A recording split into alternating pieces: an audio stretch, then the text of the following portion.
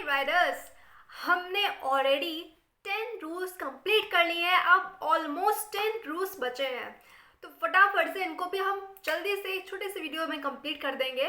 तो अब बिगिन करते हैं हमारा रूल नंबर 11 से।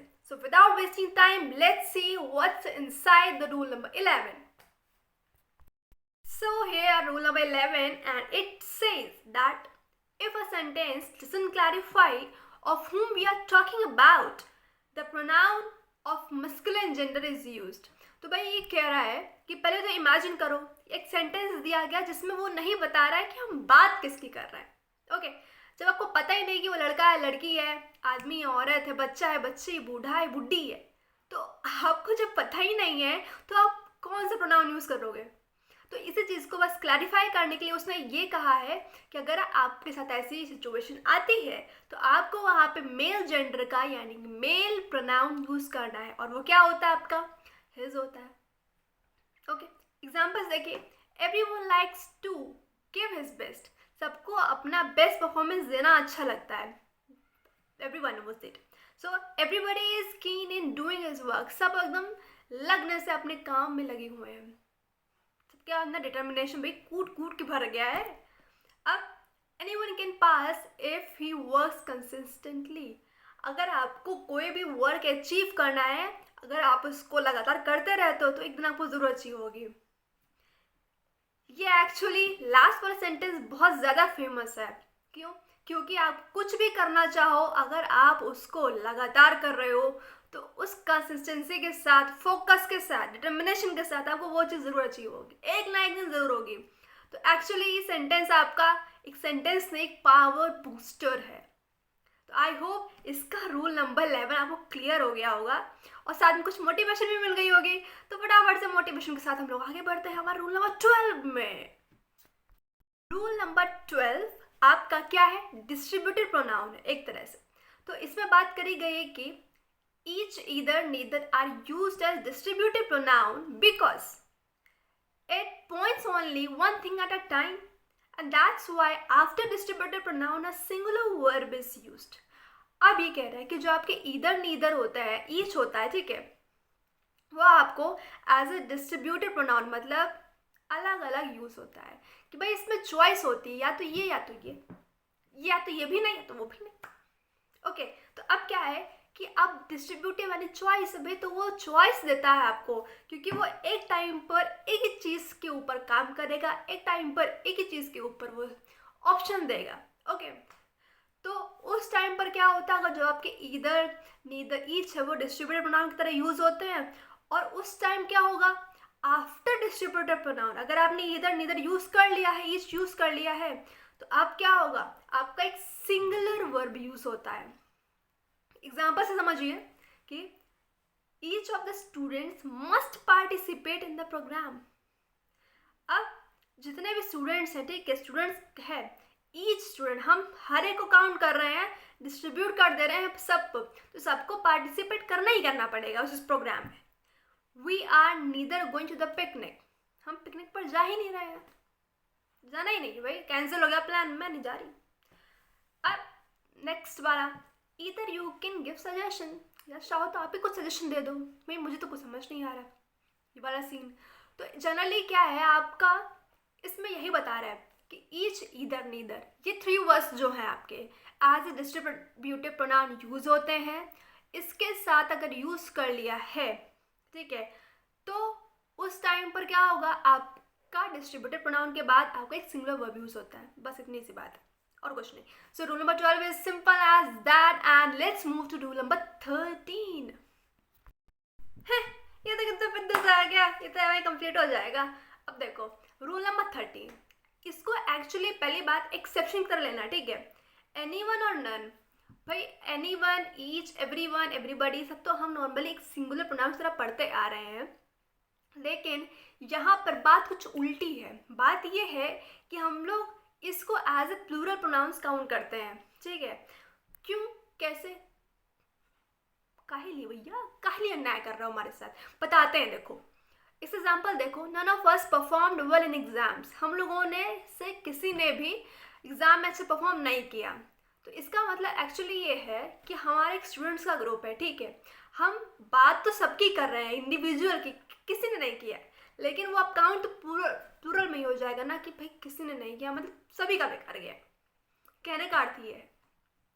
अब any one of you can check the result. तो अब भाई हमारा एग्जाम खराब गया तो अब चेक करने की बारी है ना रिजल्ट की, चेक भी करना पड़ेगा।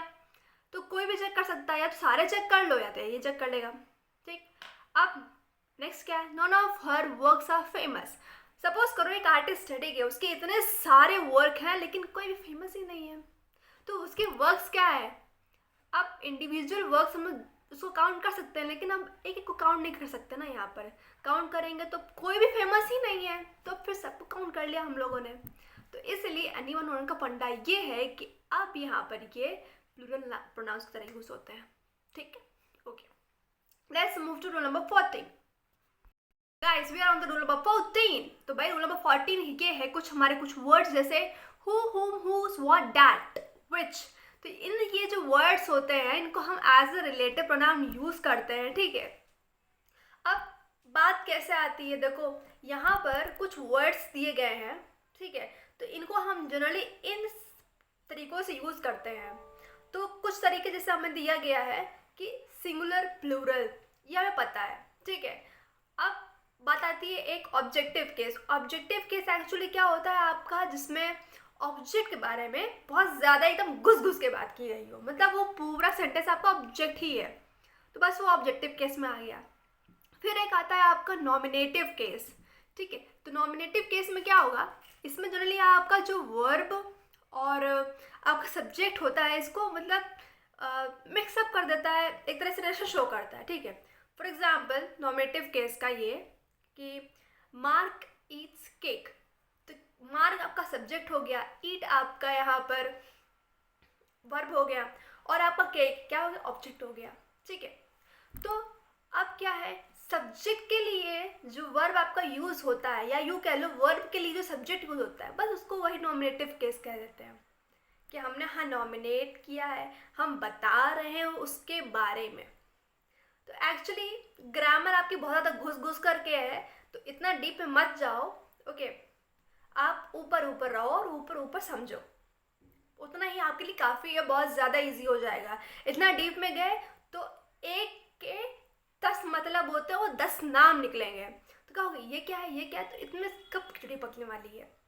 तो अब लास्ट एक आता है पॉजेसिव केस वाला। पॉजेसिव केस क्या क्या होता है, तो पोजेशन एक तरह से अपनापन दिखाना, मतलब कोई भी चीज़ अगर आपकी है तो आप बता रहे हो कि यस ये मेरी है, तो वो आपका पॉजेसिव केस। तो कुछ एग्जाम्पल्स देखने हैं, तो फटाफट से एग्जाम्पल्स देखते हैं। तो भाई आप फटाफट से एग्जाम्पल्स देख लेते हैं, सब समझ में आ जाएगा 2 मिनट के अंदर। अब देखो, whom you have nominated must be the winner, जिसको तुमने नॉमिनेट किया है वही विनर होगा। तो एक्चुअली क्या है, नॉमिनेशन का केस है इसमें, और साथ साथ आपका सब्जेक्टिव केस भी है। तो अब देखो यहाँ पर नेक्स्ट वाले में, I don't like people whose house is not clean. भाई मुझे तो उनका घर पसंद ही नहीं जिनके घर में साफ सफाई ही ना होती हो। तो अब देखो भाई नेक्स्ट वाला, tell me what has happened to, मुझे बताओ क्या हुआ है उसे। These are the only chocolates that I bought, ये सिर्फ वही चॉकलेट हैं जिनको मैंने खरीदा, that I bought, okay that. Which one of these is your favourite dress, इसमें से कौन सी भाई फेवरेट ड्रेस है। तो एक्चुअली इनका जो मतलब है as a relative pronoun use किया गया है, सिंपल सी बात है, आपके जितने क्वेश्चन वर्ड्स हैं, ओके, विच, whom, whose, ये सारे आपके रिलेटिव प्रोनाउन की तरह यूज़ किए गए हैं। बस आपको ध्यान ये रखना है कि इनके subjective case, positive case, nominative case, मतलब कौन कौन से केस में यूज़ होते हैं। तो मैंने ऑलरेडी उसमें लिख करके आपको दिया है, उसको ध्यान रखना। वैसे प्रैक्टिस से सब आ जाएगा, तो इतना परेशान होने की ज़रूरत नहीं पड़ेगी कि अरे यार यहाँ पे नॉमिनेटिव केस नहीं, ये नहीं है, सेंटेंस से कैसे बन सकते हैं भाई, तो इंग्लिश है, क्या कर सकते हैं हम, सीखना है तो सीखना है। फटाफट से चलो भाई, रूल नंबर 15। तो गाइस आप यहाँ पर बात कुछ एक्सेप्शन की कर लेते हैं एक तरह से। तो जो रूल नंबर 15 है, एज ए एक्सेप्शन केस मानी किसका, रूल नंबर 14 का। तो रूल नंबर 14 में क्या था, हमने रिलेटिव प्रोनाउंस पढ़े, ठीक है, कि भाई वो जितने आपके question word who, whose, which, what, that, these, ये सारे आपके रिलेटिव प्रोनाउन की तरह यूज होते हैं। लेकिन एक वर्ड ऐसा भी है जो आपका रिलेटिव प्रोनाउन की तरह यूज होता है, लेकिन एक एक्सेप्शन के साथ में। वो वर्ड है आपका एज जनरली आपका कंपैरिजन के लिए यूज होता है, और वो सिर्फ तभी यूज होगा जब आपके पास ये कुछ वर्ड्स होंगे। तो क्या रहा है कि भाई as is used as a relative pronoun only when words like such, the same, as many are used in the sentence before। तो कह रहा है कि आपका ये जो as वर्ड है as, ठीक है, ये आपका रिलेटिव प्रोनाउन की तरह यूज होगा, लेकिन तभी होगा अगर आपके पास ये 3 वर्ड सेंटेंसेस में यूज है। कौन कौन से वो वर्ड्स है? Such, the same, as money. Examples देखिए, हर project is the same as mine. उसका प्रोजेक्ट सेम है, बिल्कुल मेरी तरह है, is same as the mine, क्योंकि द सेम आ गया, पहले आया, उसके बाद यूज करना। The students are not such intelligent as their teachers. Students अपने टीचरों की तरह इंटेलिजेंस नहीं हो सकते, बिल्कुल इंटेलिजेंट हो ही नहीं सकते। तो लास्ट वाला देखो, I focus on solving as many question as I could. ये 3 केस आ गए आपके पास। इसमें क्या करना क्या है, अगर आपके सेंटेंसेस में, ठीक है, such, the same, as many ये पहले यूज किए गए हैं ना, तो उसके बाद आपका एज यूज होगा। ऐसा नहीं कर देना कि एज सच, ये वाला नहीं, सच आएगा पहले, एज आएगा बाद में। Okay, so I hope it is clear. Okay my dear riders, I hope ये रूल्स को लर्न करने की जो ड्राइव है समझ में आ रही होगी। तो बिना किसी भाई मेहनत के, आपको तो मेहनत लगेगी नहीं लाइक सब्सक्राइब शेयर करने में, तो भाई जल्दी से कर दो अगर सच में समझ में आ गया। रूल नंबर 15 तक कंप्लीट। अब हमारे कुछ रूल्स और बाकी हैं, बस वो लास्ट वीडियो और आपका प्रोनाउन फिनिश। तो बिना किसी टाइम को वेस्ट किए फटाफट से जल्दी उस वाले वीडियो पे जंप करो। And pen and paper, take care and have a good day.